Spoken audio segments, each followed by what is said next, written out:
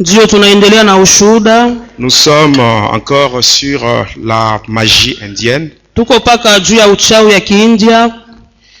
Aujourd'hui, en principe, je devais parler Leo nilipasha kusemezea sur mon voyage dans le monde de cimetière. Safari yangu katika ule ulimwengu ya makaburi. Amen.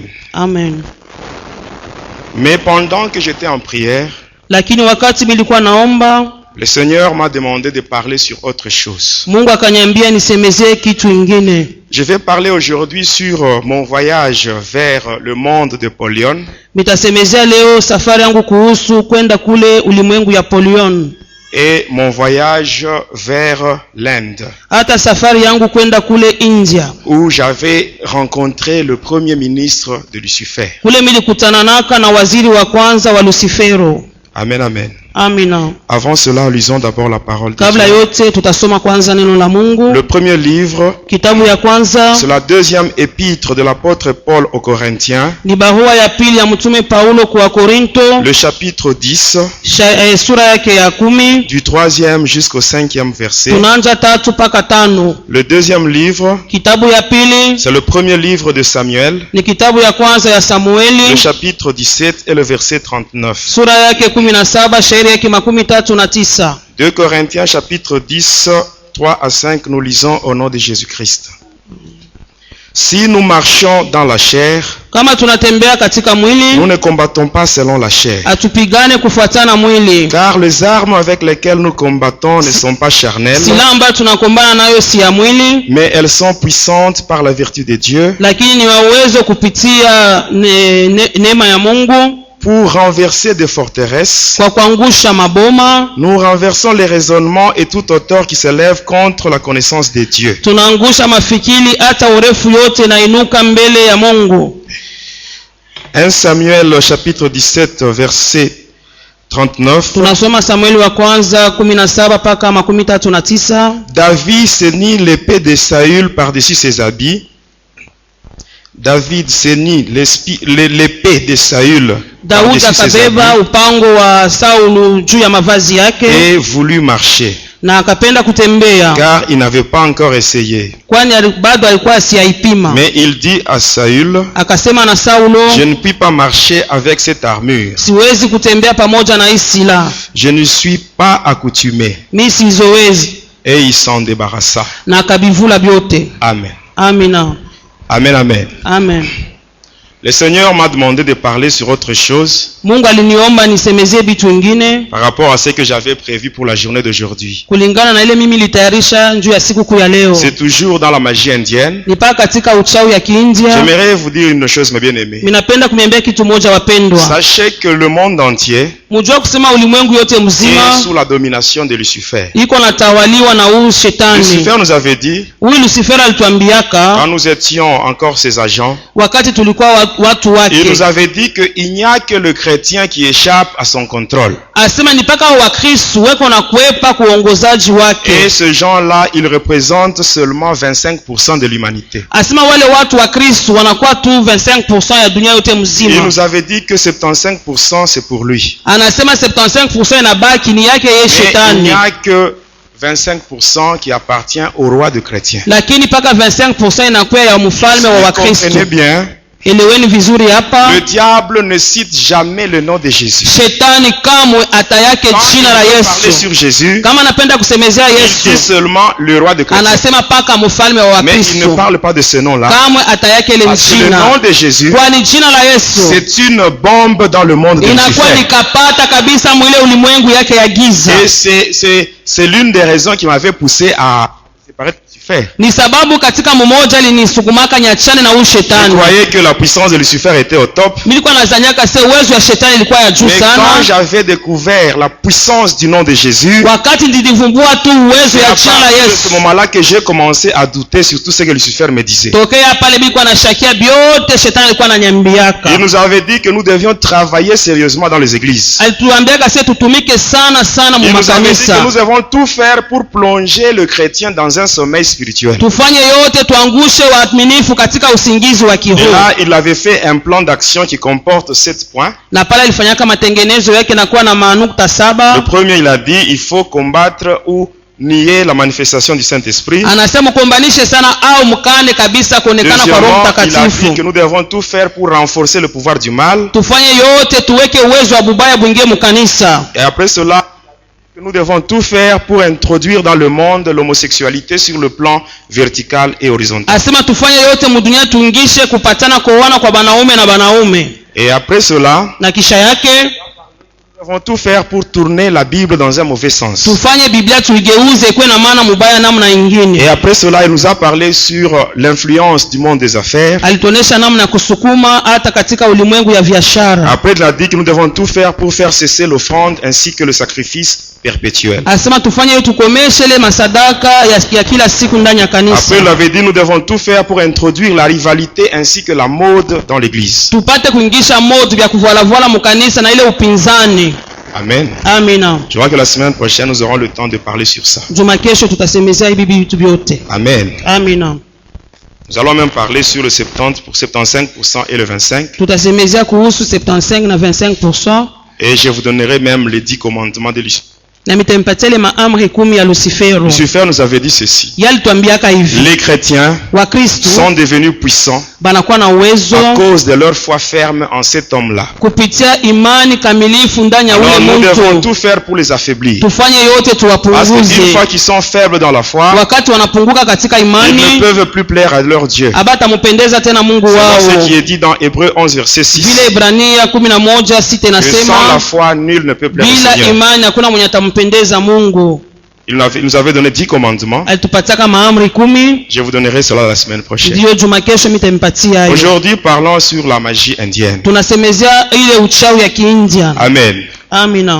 Quand nous sommes enfants de Dieu Wakati tuko watoto wa et que nous Mungu sommes dans une bonne relation avec Dieu, na kama tuko katika uhusiano dans une mzuri na communion Mungu, parfaite, katika ushirika mzuri, Amen, amina, Dieu Mungu va nous donner ses armes à lui, les armes spirituelles. atatupatia masila yake ya Avec ces kiroho. armes-là, Pamoja na ile nous masila sommes capables tunakuwa na de uwezaji descendre même dans le monde de Satan. kushuka na mule Nous mulimwengu ya sommes capables même shetani. de renverser les prisons de Lucifer. Tunakuwa na uwezaji ya kuvunja Et magereza récupérer tout yote ce ya que Lucifer a déjà caché shetani dans na son monde. kunyang'anya yote ile ambayo ashaficha mule mulimwengu yake. Amen. Amina. Mais pour cela, Kwa ile pour faire un bon combat spirituel, kwa kufika kwa kufanya maombi mzuri ya vita ya il faut kiroho, commencer par se dépouiller de toutes les armes charnelles. tuanze mbele kuvua ile matendo yote ya Il y a des gens qui kimwili. aiment combattre les sorciers Kuko wale wanapenda kukombanisha walozi par les injures. kupitia matukano. Les sorciers te dérangent. Walozi Tu vas prendre la wanakuhuzuru, bière quelque part. unaenda fasi moja, La nuit, tu es ivre, tu commences à circuler sur la route. Non, je te connais, je te connais, je te unaanza connais. kusema mimi Non, non, le nakufamia, sorcier ne va pas te nakufamia. craindre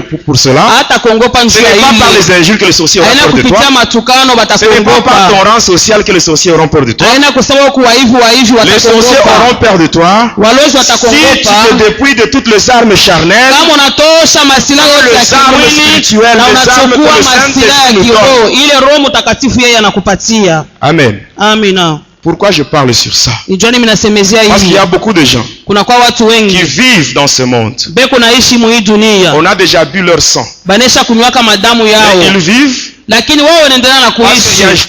délai qu'on a établi. Kunesha kwa tu masiku moja banesha Et quand kusimamisha le délai va expirer, na wakati itaenea c'est la mort physique qui sera aussi constatée. tutaona ule mtu atakufa. Amen.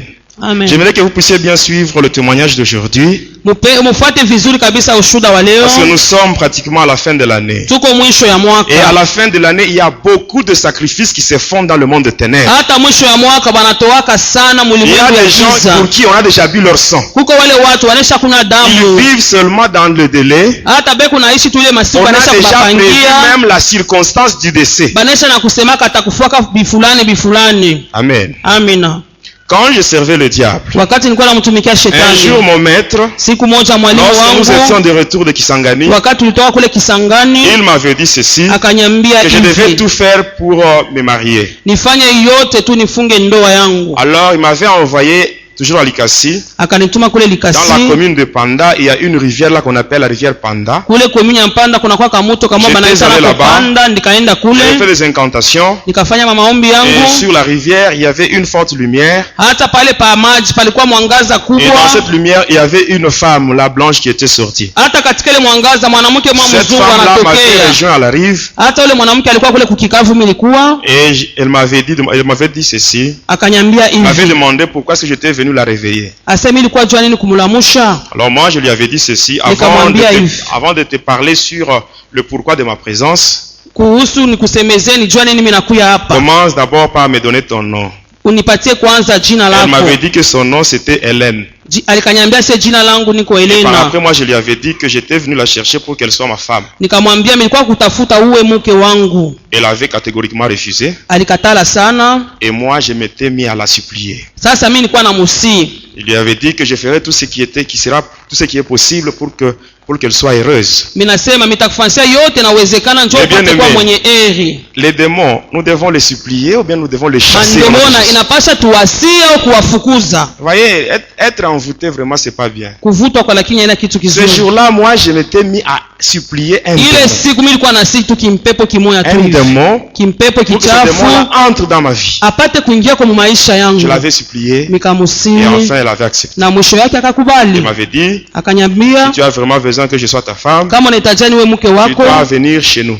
upate kuya kwetu. Et me dit, en venant chez nous, Wakati utakuya tu vas présenter un jeton.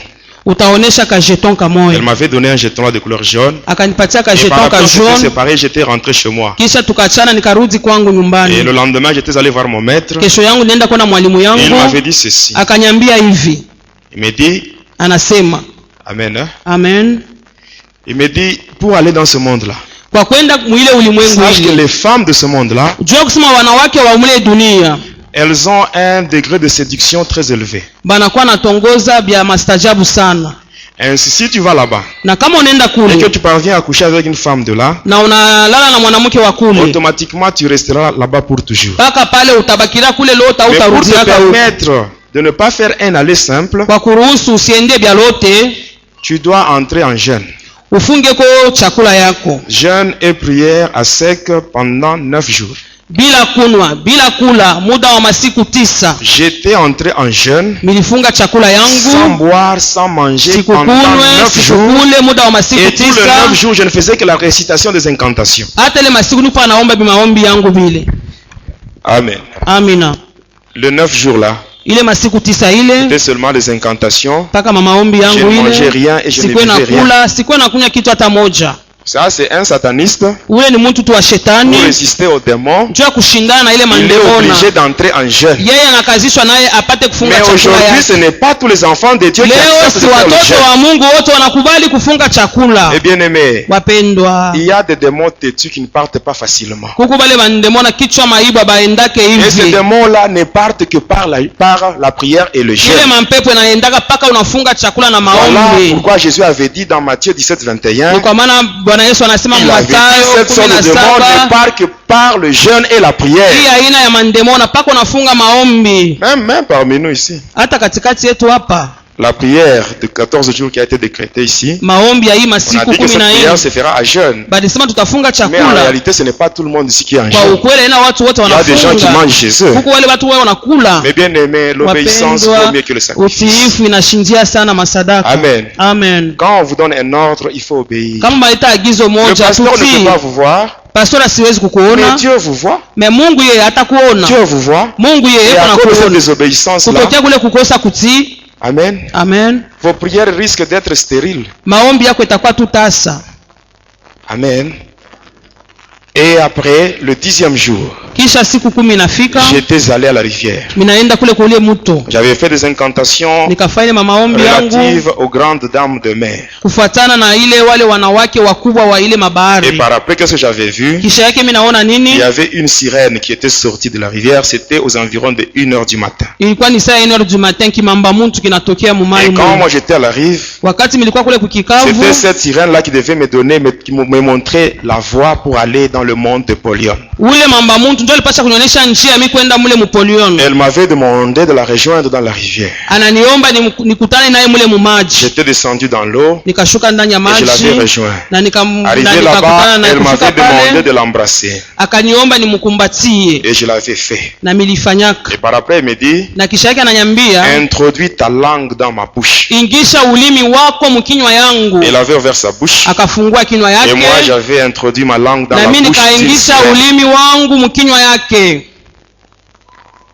J'avais introduit ma langue dans la bouche d'une sirène. Ndikaingishaka ulimi mkinywa ya mamba muntu. Et en fait cela, elle avait glissé sur mon corps. Na kisha yake elle était plongée dans l'eau. Akaingia mu maji. Et qu'est-ce que j'avais vu? Miliona nini? Comme membre inférieur, il y avait juste une sorte là de nageoire caudale comme ce qu'on voit chez les poissons. Hata ile miguu yake ilikuwa kama hii tunaonaka ya samaki. Et après avec cette nageoire caudale, elle a agité l'eau. Akatingiza mai yake. Et l'eau est allée se poser au-dessus de ma tête. Hata maji kaikala tu pa kichwa yangu. Et subitement là, na kwa ghafla pale j'avais senti une main. Nikasikia mkono moja. Cette main commençait à me tirer par le pied. Ile mkono na kumuguu iko na nikokota. Et là, je descendais maintenant en profondeur. Na niko nashuka mule kilindini. Quand j'étais maintenant au fond de l'eau, wakati nilikuwa chini ya maji, ce n'était pas sur le plan spirituel. Haikukwe mkiroho. C'était sur le plan physique avec le corps péché même aujourd'hui. Alors étant maintenant au fond, wakati nilikuwa chini ya maji, il y avait maintenant un gros crocodile. Kulikuwa kimamba kabambi devant moi. Mbele yangu. Ce crocodile qui devait être maintenant un moyen de transport pour me conduire dans le monde des Polion. Ule mamba alikuwa ni gari wa kunipeleka paka kule kupolion. Il avait ouvert sa gueule. Akafungula kinywa yake. J'étais entré là, il m'avait nikaingia mule ndani akanimeza. Et c'était lui qui était là, il allait maintenant me déposer quelque part. Ni yeye alipasha kunipeleka fasi moja hivi. Sur une route. Munjia moja. Une très belle route, une route asphaltée. Ase barabara mzuri yenye kutia na kabrimbo mzuri. Quand j'étais sur cette route là, wakati nilikuwa mwile barabara, je regardais le monde de Lucifer. Nilikuwa naona dunia yote ya shetani. Amen. Amen. Le monde de Lucifer, c'est un monde qui est très beau par rapport à ce monde dans lequel nous vivons. Ce monde ici ne peut pas se comparer avec ce monde-là. Mais il y a aussi un autre endroit qui est encore plus beau que le monde de Satan. Cet endroit-là, c'est ce que le Seigneur Jésus est allé préparer pour nous. Mais ne cherchez pas à vous accrocher à ce monde. Vous risquez de rater l'essentiel. Mais nous, en tant qu'enfants de Dieu, nous sommes dans le monde, mais nous ne sommes pas de ce monde-ci. Et cet endroit merveilleux, j'avais vu de mes propres yeux le jour de ma délivrance. Quand le Seigneur Jésus m'avait tiré du monde astral, il m'avait conduit à cet endroit et j'avais vu ça. Et je me dis, pendant que je suis sur cette terre, je ferai tout ce qui est possible pour ne pas rater cet endroit-là. Même toi qui m'écoutes, ne cherche pas à t'accrocher à ce monde. Nous ne sommes que des pèlerins sur cette terre. Le lieu qui est prévu pour nous, c'est ce que Jésus a déjà préparé. Et pendant que j'avançais, je m'étais retrouvé devant une barrière. J'avais présenté le jeton jaune qu'on m'avait donné. On m'avait fait traverser. Juste quand j'étais de l'autre côté, il y avait une voiture noire qui était venue. Alors une portière était ouverte et on m'avait demandé d'entrer. Une fois dans la voiture, on évoluait. Alors je regardais maintenant l'homme qui me conduisait comme chauffeur. Cet homme-là, il n'avait pas de tête, il n'avait pas de cou. C'est celui-là qui me conduisait comme chauffeur. On a évolué avec lui. Il m'avait conduit chez Hélène. Amen. Amen. Quand j'étais arrivé, j'avais trouvé 4 femmes identiques. Elles avaient une même morphologie, même les habits étaient identiques. Et c'est là que j'avais trouvé Hélène. Aujourd'hui, je n'ai pas le temps de vous parler sur ça. J'avais trouvé Hélène là-bas. Et quand les trois autres étaient partis, moi j'avais dit à Hélène, comme tes amis sont partis, c'est le moment maintenant qu'on puisse coucher ensemble. Et la femme me dira, cette femme-là démoniaque. Elle me dit ceci, moi et toi, nous n'avons pas encore fait un mariage. Nous n'avons pas le droit de coucher ensemble. Là, ça me frappe beaucoup, ça m'étonne. C'était un démon qui me disait ça. Il disait que tant que moi et elle, c'est cette femme-là, on n'avait pas encore conclu un mariage, on n'avait pas le droit de coucher ensemble. Et regardez aujourd'hui les soi-disant fiancés, ce qu'ils font. Ils arrivent à consommer le mariage avant le mariage. Ce n'est pas correct. C'est ça, c'est l'impudicité. Et la Bible dit fouiller l'impudicité. Parce que quand on dit fouiller l'impudicité, derrière l'impudicité, il y a des conséquences graves.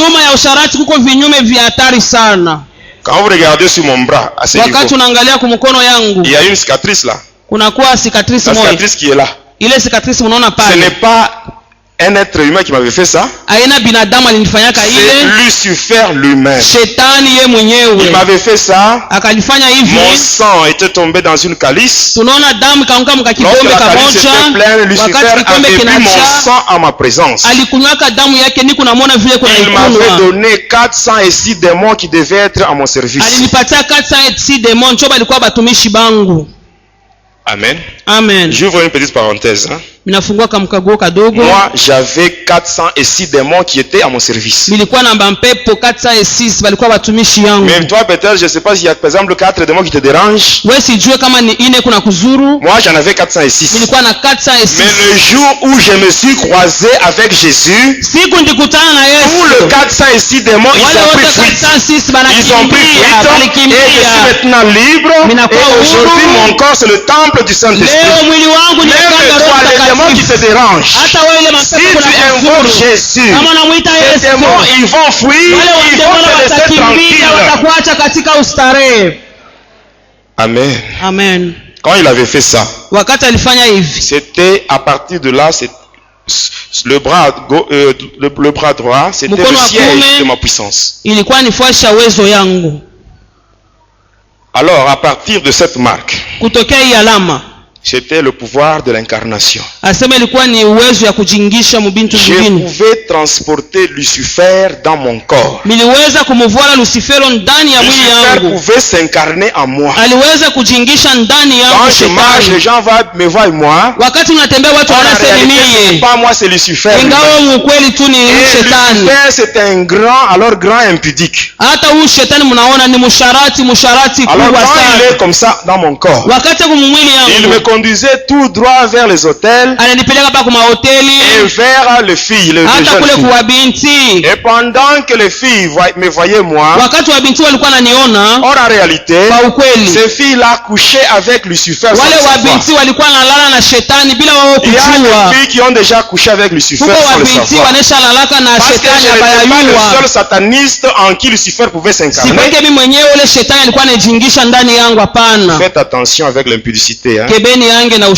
Les démons géants, ils entrent dans la vie d'une personne par la voie sexuelle.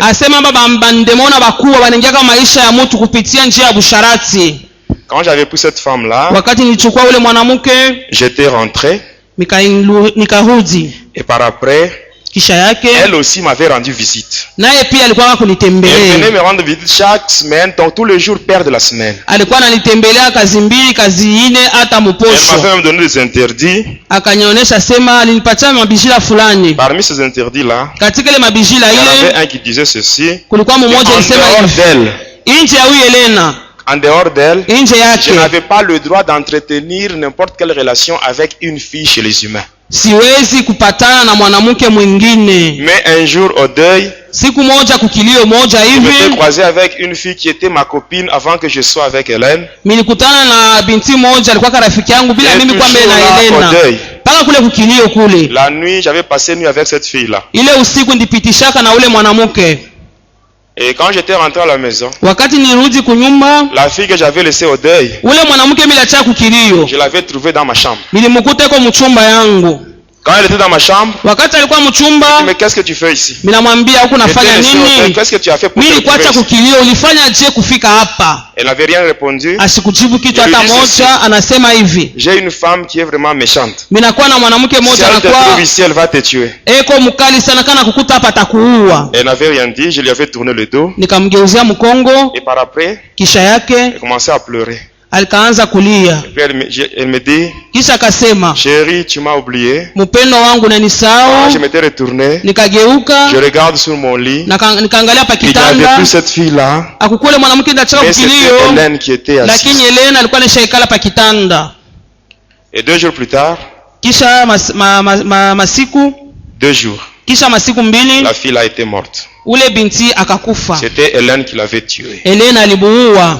J'attire l'attention des jeunes sœurs. Minakokota kabisa ange wa dada. Ceux qui ont une mauvaise habitude de changer les hommes comme on change les habits sur le corps. Mwa mnabadilishaka banaume kama vile unabadilisha mavazi yako. Continue comme ça. Endelea tu. Un jour, siku moja, tu tomberas sur un sataniste. Utanguka na shetani moyo. Et ce sera la fin de ta vie. Na ile siku itakuwa ni mwisho wa maisha yako. Le satanisme et la magie ne se lient pas sur le visage. Asema buchawi na bintu ya shetani au tebisoma pa uso ya muntu. Faites très attention. Kebeni ange. Alors quand cet incident s'était passé, wakati ile mambo ilipita, de retour chez moi, j'avais trouvé une lettre sur ma table. Et dans cette lettre là, on m'avait demandé de me rendre en Inde.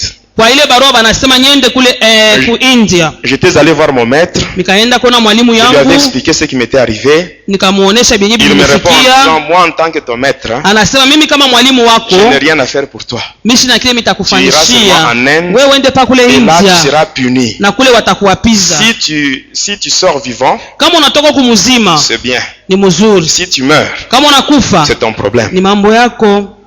Lui qui était mon maître. J'étais rentré. Selon les instructions, il n'y avait plus du charbon. Et avec ça, j'avais gravé une circonférence dans ma chambre. À l'intérieur, là, j'avais mis une croix.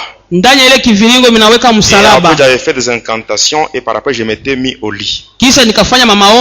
Arrivé vers minuit passé, j'ai senti maintenant le pavement ainsi que la toiture de ma maison qui commençait à trembler. Quelques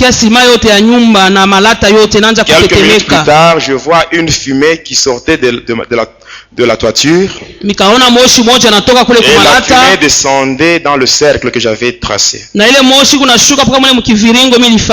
La fumée, après quelques minutes, cette fumée avait pris une apparence humaine. Et après, c'était un homme. Et celui-là, il m'invitait à ce que je puisse le rejoindre dans le cercle. Moi,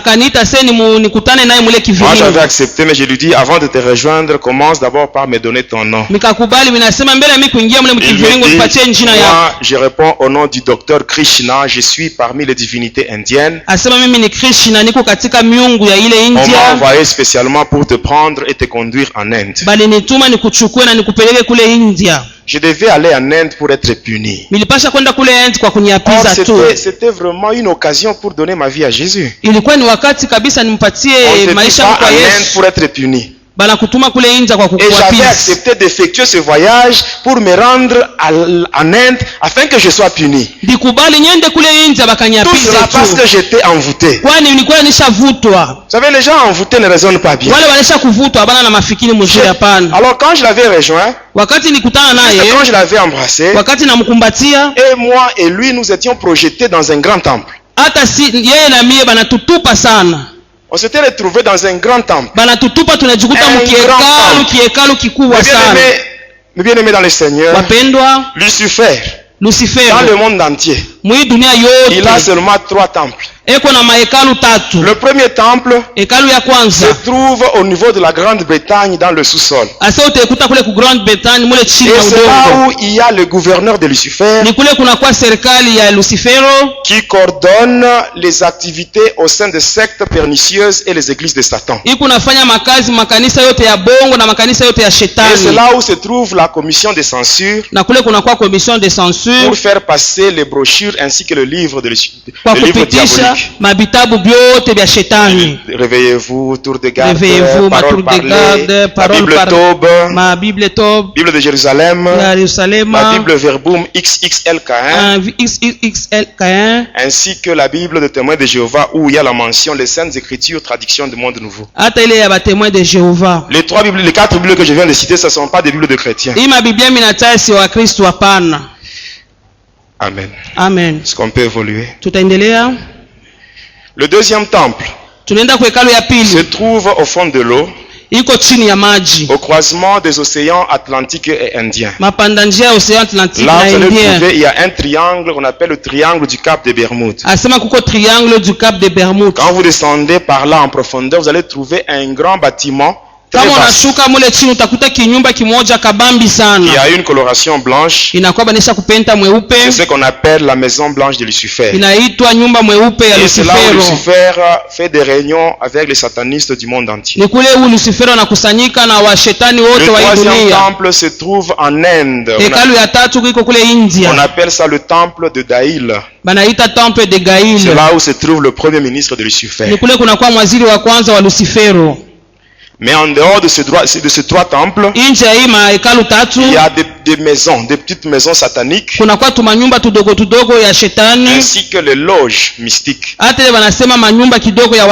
Rose-Croix à Morque, Rose-Croix d'Or, Rose-Croix Martinique. Parce que quand on parle de la Rose-Croix, c'est un ordre mystique qui comporte 7 fraternités différentes. Il y a des maisons telles que Louis Gilbert, maison Lombard, maison d'onction. Même au Nigeria, là où on tourne le film là de Karishika. Avec le pouvoir du prince Talos. Amen. Amen. Alors quand j'étais là, dans ce temple, quand on m'avait conduit, il y avait plus de 1000 personnes. Et c'est là où j'avais même rencontré beaucoup d'autorités. Ceux-là qui ont travaillé dans notre pays dans le gouvernement de transition. Les gens qui ont travaillé avec Mobutu. Ici je vois une parenthèse. Au moment où nous parlons, Mobutu se trouve dans le monde astral enchaîné. Lui qui a travaillé pour le diable, mais en fin de compte, il est là avec des chaînes. Je parlerai sur l'organisation du monde de Satan. C'est à ce moment-là que vous saurez ce qui se passe de l'autre côté. Alors quand on m'avait conduit là-bas, on m'avait jeté dans un trou. Ce trou-là avait une profondeur de 200 mètres. Alors quand j'étais tombé là au fond, il y avait une obscurité totale. Et dans ce trou, il y avait les reptiles. Il y avait des serpents, des scorpions. Toutes ces bêtes-là avaient comme mission de me mordre. C'est ce qu'on appelle le lieu de torture. Et j'avais le droit de garder silence. Je n'avais pas le droit d'ouvrir la bouche pour manifester les douleurs que je sentais. Alors, une fois que j'ouvrais la bouche, c'est automatiquement la mort qui devait suivre. Et j'avais fait là-bas 5 jours. Et pendant les 5 jours, à Likasi, mes parents me cherchaient partout. Ils ne savaient même pas où j'étais. Et pendant ce temps-là, j'étais dans un trou. Mais avant de me jeter là-bas, j'aimerais vous parler sur ce que j'avais vu. C'est un grand temple. Et au devant, il y a un grand miroir. C'est comme un écran géant.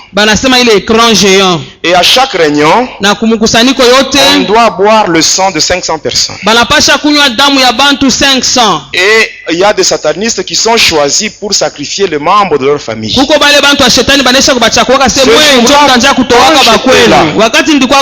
Qu'est-ce qui s'était passé? Il y avait un papa que je connais bien. Même aujourd'hui, il est à Likasi sur l'avenue Rwanda. aliyeko kule kulikasi mwa Avenue Il Rwanda. était du nombre de ceux-là qui devaient sacrifier le membre de leur famille. Alikuwa katikati ya wale walipasha kutoa wanyama wa jamaa yake. Arrivé à son tour, inakuwa ni saa yake. Il avait donné le nom de son neveu. Akaleta jina ya mpwa wake. Il n'avait pas donné des ongles. Asikulete kutoe mankucha. La salive ou les cheveux. Il avait juste donné le nom. Et là, il y avait des servantes qui avaient un vase là en or. Et elles avaient placé ce vase au bord inférieur du miroir. Il y en a d'autres qui avaient comme mission d'appeler le nom de ces neveux-là. Et il y en avait un qui avait une épée en or. Et nous étions là. Il y avait beaucoup de gens. Et qu'est-ce qui s'était passé? On a commencé à appeler. Ils ont appelé. Et quelques temps après, le neveu en question, qui portait ce nom-là, il avait fait son apparition sur le miroir. Il était là torse nu. Alors on avait l'homme qui avait l'épée. Il avait pointé l'épée sur le miroir au niveau de la poitrine. Et l'épée elle-même commençait à entrer. Pendant que l'épée entrait, à cet endroit-là, il y avait le sang qui sortait. Et le sang tombait dans le vase. Et maintenant, quand le corps était vidé de tout son sang, l'image avait disparu, mais le sang était resté dans le vase.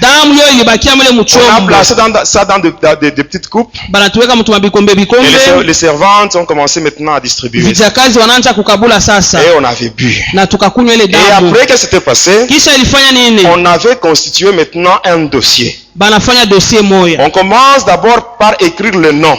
Et puis on dit ceci, il mourra de quelle façon? Après quelque temps, on dit il va mourir par accident. On écrit là-bas, circonstance de décès, accident. On dit il va mourir dans combien de temps? Après quelques minutes, on dit 2 semaines. On avait écrit là-bas 2 semaines. Mais bien aimé, quand j'étais rentré à Likasi, le neveu là, je l'avais trouvé en vie. Je l'avais trouvé en vie. Et 2 semaines plus tard, il a été cogné par un véhicule. Je ne sais pas si vous comprenez ce que je veux dire. Je vous ai dit au début, il y a des gens pour qui on a déjà bu le sang, ils vivent seulement dans le délai. Quand le délai va expirer, c'est la mort qui va se concrétiser, suivant même la circonstance que les satanistes ont prévue. Amen. Amina. Un autre jour, j'étais à Likasi. Il y avait un ami à moi. Il était catcheur. Il s'était rendu à Mbujimayi. Alors quand il était de retour, il avait des fétiches. Alors il voulait maintenant se mesurer à moi. Il m'avait rejoint dans le terrain de l'école laïque. Alors il voulait faire des démonstrations. Quand il m'avait regardé, il avait dit ceci. Ce que tu veux faire là, ça c'est pour les petits enfants. Va t'amuser avec les gens de ton niveau. Et je te dis ceci. Lorsque tu entreras chez toi, tu verras tous tes fétiches brûlés. Il avait nié. On s'était séparés. Il était allé chez lui. Et le soir, vers 18h, il était venu chez moi en pleurant. Il me dit effectivement, ce que tu m'as dit. Quand j'étais de retour chez moi, j'ai trouvé que tous mes fétiches étaient brûlés. Et il pleurait. Et j'étais allé avec lui chez lui. Arrivé chez lui, j'avais fait des incantations. Et on avait renouvelé ce qui était détruit. Et quand j'avais fait ça, il était maintenant curieux. Il dit, je reconnais que tu es puissant. Et j'ai besoin d'être comme toi. Il dit, ah bon? Comme tu as besoin d'être comme moi, commence d'abord par manger un bébé. Lorsque tu mangeras un bébé, là je t'amènerai avec moi. J'ai toujours l'habitude d'aller. Alors il a cherché, il n'a pas trouvé. Un jour il était venu me voir. Il me dit que j'ai une fille. Une fille là qui est enceinte. Elle cherche à avorter. Parce que Le garçon qui l'avait engrossé, kwani mwenye alimpatia ile il mimba avait pris fuite. Akakimbiaka. Alors elle cherchait à avorter. Alipenda kutosha. Alors je demande le nombre de mois qu'avait la grossesse. Ninasema ni ya miezi ngapi? Il me dit 6 mois. Asema ya miezi 6. 6 mois, déjà il y a un fœtus. Ninasema 6 mois ni mtoto. On peut utiliser ce fœtus là pour le manger.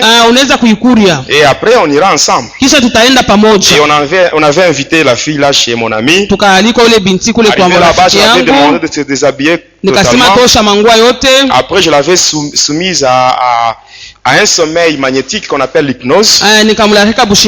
Et par après, j'avais invoqué un démon qu'on appelle maître mort cadavre vivant.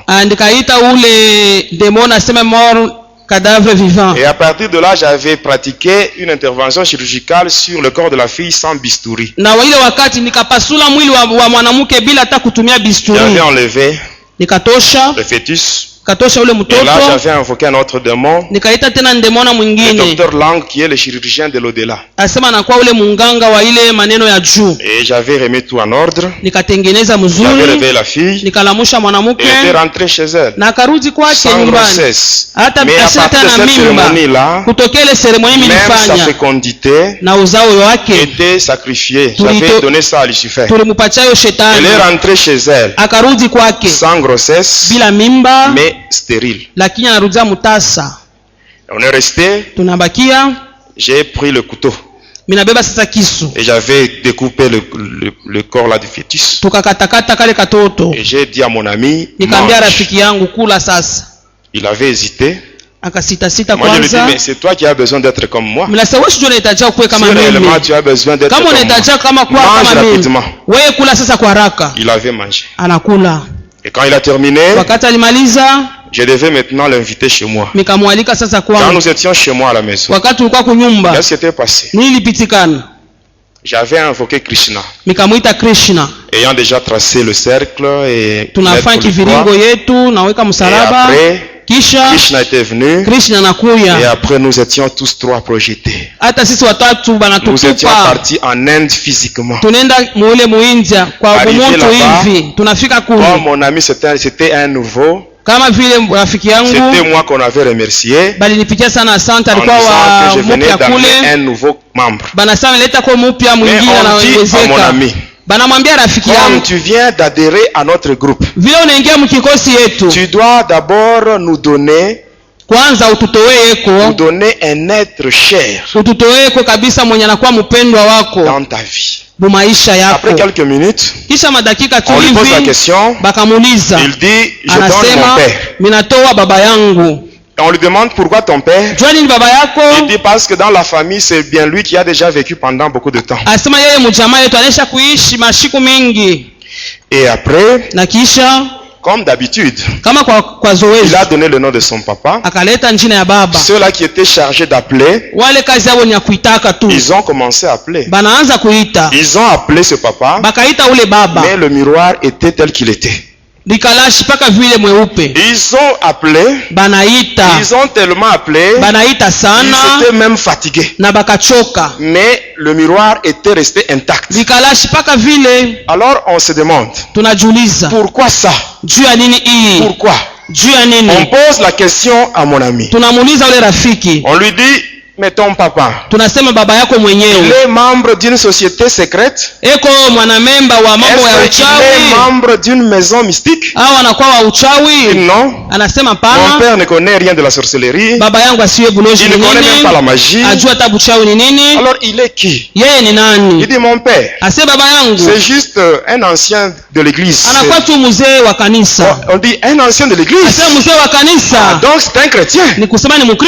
Alors lorsque nous étions là, quand on dit qu'on a affaire à un chrétien, là on devait tout faire. Parce que si un sataniste parvient à capturer un chrétien, Lucifer lui donne beaucoup d'argent pour Pour tuer un seul chrétien, kwa kuwa tu Mkristo Lucifer est capable de tuer même 1000 païens anaweza kuwa hata papagano 1000 pour avoir seulement la vie d'un seul chrétien. Kupokea tu maisha ya mtumishi mmoja. Parce qu'il n'y a que le chrétien qui échappe au contrôle de Lucifer. Mpaka Wakristo wanakwepa kabisa kule kuulizi wa shetani. Les œuvres de Lucifer. Weko na bomona makazi yote ya shetani. On a commencé à appeler. Tunaanza kuita. Alors cette fois-là on nous dit, hii wakati tunasema au lieu que ces gens-là chargés d'appel, wale watu kazi yao ya kuita, au lieu qu'ils puissent appeler eux-mêmes, ingawa waite wao wenyewe. Hii wakati sasa sisi wote on était plus de 1000, tulikuwa kushinja 1000 moja. Maintenant obligés tous, sisi wote plus de 1000 kushinja 1000 moja, le nom d'un seul papa, kuita jina ya baba tu moja. Alors là on a commencé à appeler. Tunaanza sasa kuita. Nous avons appelé. Tunaita. Nous avons tellement appelé. Tunaita sana. Le miroir était tel qu'il était. Alors comment on continue à appeler? Vile tulikuwa naendelea na kuita. Qu'est-ce qui s'était passé? Ni pitikana. Au lieu que ce papa apparaisse sur notre miroir, il y avait maintenant une croix. Juste la croix. C'est ce qu'on avait vu sur le miroir. Et comme on continue à appeler, sur la croix, il y avait maintenant le sang. Le sang qui commençait à couler sur la croix. Et quand le sang commençait à couler, automatiquement le miroir s'était brisé. Ça s'était brisé. Et nous tous qui étions là, nous étions projetés. Nous étions tous par terre. Alors quand on s'était relevé, tout le monde là, on s'adressait maintenant à mon ami. Ce qui vient de nous arriver ici, c'est à cause de toi. À cause de toi. Et je ne sais même pas s'ils ont déjà remplacé ce miroir-là. Moi j'avais vu que c'était brisé ce jour-là. Et je ne sais pas s'ils ont déjà remplacé. Alors on condamnait maintenant mon ami. Alors on avait pris un poisson. On a remis ça à mon ami. On lui dit cette fois-ci, ton papa, qu'il le veuille ou pas, il va mourir. On donne le poison à mon ami. Et on me dit à moi, comme c'est toi qui as amené ce type ici, tu iras avec lui pour contrôler l'évolution de cette opération qui consiste à empoisonner ce papa. De retour à Likasi, nous étions partis. C'était au Kandak. Arrivé là, à la maison, on nous avait servi à manger. On a mangé après. La maman et les autres étaient sortis. Et nous étions restés au salon. Et à la grande table là, on avait placé le repas du papa. Le papa était encore au boulot. Nous étions à deux. Et quand on avait placé le repas, mon ami avait pris le poisson. Je voyais ça de mes propres yeux. Il est allé, il a mis dans le condiment de son père. Et vers 17h, son père était arrivé. Il arrive là, il nous salue avec joie. Il était entré dans sa chambre. Il a changé les habits. Il était rentré au salon. Il s'était mis à table avant de manger. Il a commencé à prier. Il a prié. Et quand il a prié, il a cité le nom de Jésus. Et là où nous étions aujourd'hui, aujourd'hui, c'est Jésus là. Le papa a commencé à manger. Et ce jour-là, il avait tout mangé. Et le foufou, et le condiment, il avait tout terminé. Il avait tout terminé. Mais au moment où je vous parle, ce papa-là, il est encore en vie. Il est en vie. Il est encore en vie, ce papa. Il est en vie à Likasi. Et il travaille même à la Jekamine, même aujourd'hui. Il est en vie. Alors comme on avait donné à mon ami un délai d'une semaine. Alors quand le délai avait expiré, on l'avait frappé. kufika par les esprits de mort. kwa ile mapepo Moi ya j'étais mauti. du côté du quartier Kampumpi. Nilikuwa kule kukampumpi. Et à partir de là on m'avait contacté. Tokea pale bakaniita. On me dit va l'achever. Ase uende ukamumalize sasa. Lui qui était un ami, hein. Yeye alikuwa rafiki. Mais bien aimé chez le diable, hein, l'amitié n'existe pas. Il y a de l'hypocrisie. L'amitié c'est ce qu'on trouve seulement dans le Seigneur Jésus. J'étais allé là-bas. Derrière sa maison il y avait des toilettes. Je m'étais allongé par terre. Je m'étais concentré. Et là j'avais pris la forme d'un serpent. Et j'ai commencé à ramper. J'étais entré dans la maison. J'ai trouvé mon ami par terre. Il saignait. Le sang sortait de ses narines. Dans les oreilles, même dans la bouche. Il saignait. Et moi quand j'étais arrivé, je l'avais mordu. J'avais infiltré dans son corps un venin. Et j'étais sorti. Arrivé de l'autre côté, j'avais repris la forme humaine. Et j'étais arrivé à la porte. J'ai frappé à la porte. Et mon ami avait répondu. Et j'étais entré. Arrivé là, je trouve mon ami. Moi, je demande qu'est-ce qui s'est passé. Il me dit on m'a frappé. Il y a quelques minutes il y a un serpent qui est entré et il m'a mordu. Et moi je demande mais le serpent où est-il parti? Il dit il est parti dans ce coin. Alors là j'avais ramassé un morceau de bois. J'ai commencé maintenant à chercher le serpent. J'ai cherché le serpent. Là c'était le serpent qui cherchait le serpent. Vous savez, mes bien-aimés. Mes bien-aimés. Amen, amen. Amen. Vous savez, les sorciers, les magiciens, quand il y a un problème, c'est eux le premier qui vous diront allons voir le tel fétichiste. C'est eux-mêmes qui sont auteurs de ce qui est. Amen, amen. Amen. Amen. Amen. La Bible dit, vous savez, quand on boit le sang, wakati unakunywa damu on bloque l'âme dans le monde de ténèbres. Banafunga nafsi katika ile ulimwengu ya giza. Mais la Bible nous dit, lakini Biblia inatuambia si nous marchons kama tunatembea mwili, nous ne combattons pas selon la chair. Atukombane kufuatana na mwili. Mais les armes avec lesquelles nous combattons, masirana ambayo tunakombana nayo spirituelles. Ni masira ya kiroho. Ces armes là, elles sont puissantes par la vertu de Dieu. Avec ces armes, nous sommes capables de descendre même dans le monde de Satan et de renverser les prisons, et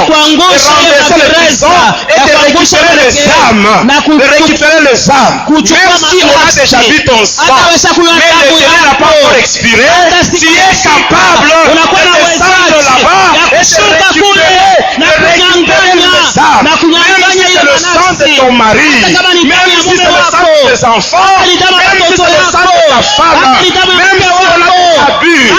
Avec le sang de Dieu, nous sommes capables de descendre dans le monde de Satan pour renverser les forteresses et récupérer. Ne t'en fais pas. Même si on a déjà bu ton sang, même si on a déjà bu ton sang, le sang qu'ils ont bu, c'est le sang de la malédiction. Ils ont bu le sang des échecs. Ils ont bu le sang de célibat. Ils ont bu le sang des échecs. Ils ont bu le sang du chômage. Mais aujourd'hui, dans ton corps, ça sera le sang de Jésus. Le sang de Jésus. Le sang de Jésus. Le sang de la victoire. Le sang de la victoire. Le sang de réussite. C'est ça qui est dans ton corps. Le sang de Jésus.